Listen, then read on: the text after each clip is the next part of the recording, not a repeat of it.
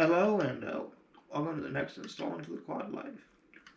A little bit late today, but at least we're back to my normal camera and filming. So I gave my last brief update. I said my main caregiver was sick, but thankfully she's back now and is behind the camera as usual. I don't know if she can wave with one hand, but there you go. So, may need to pause a little bit for coughing or something of the sort, but thankfully to be back and back on bike again and getting back to regular life after about 3 weeks of taking a break. So thank you for all the comments last time. They do help, and so I know what to look at and where to go next. So I am starting to get a few comments of videos that I've already done briefly, and for ones that want some more explanation, I don't mind at all, but I don't want to get too repetitive either, so I will see what I can do on some of them. One question I had recently was how to prevent pressure sores. And I did do a short video of that quite a while back, but I can always go into it more.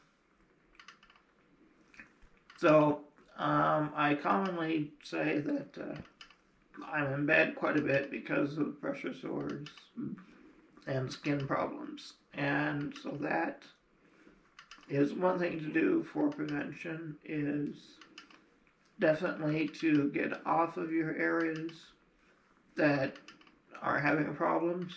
And, of course, with pressure, the best thing to do is to get pressure off of it. So for me, I frequently am flat and get off my backside because that's where I have pressure problems at. And other things you need to do to prevent it are wear loose clothing or be able to get the area open to air if possible. So for me, if you can see, I pretty well always do these shorts that are kind of knit or loose, and I wear as little as possible as well. So that's one of the reasons I'm always barefoot, is that if I have less stuff on my feet, then there's less chance of getting pressure from shoes or anything of that sort.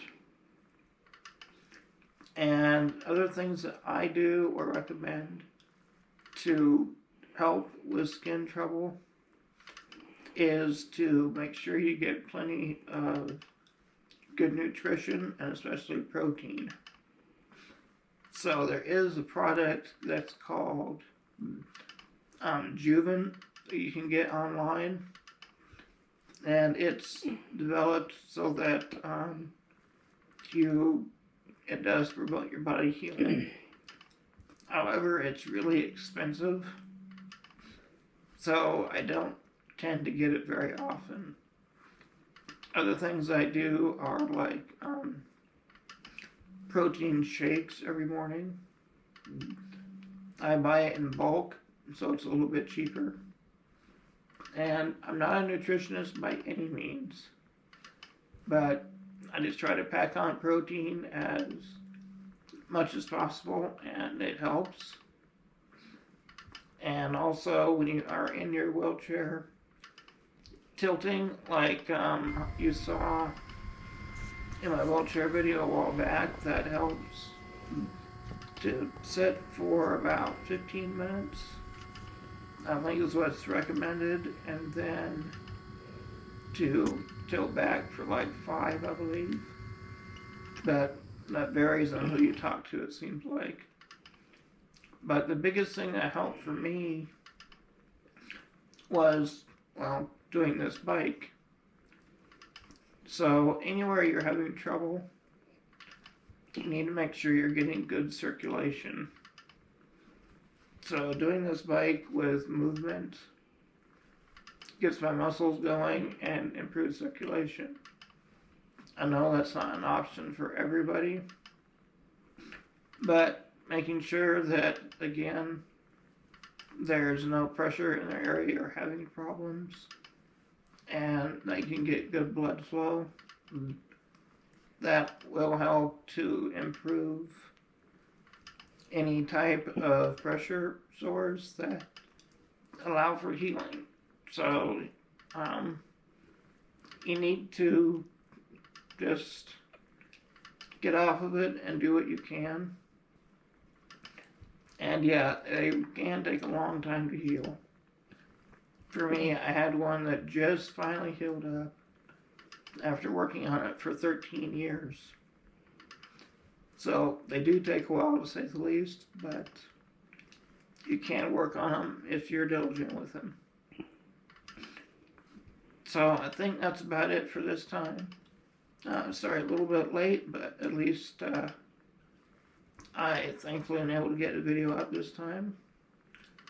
And as the weather gets colder now, I will still try to get updates done, even though I'm not quite as active now. But I will hope to see you on the next time. And until then, enjoy the quad life and what we've been given. Thanks for watching.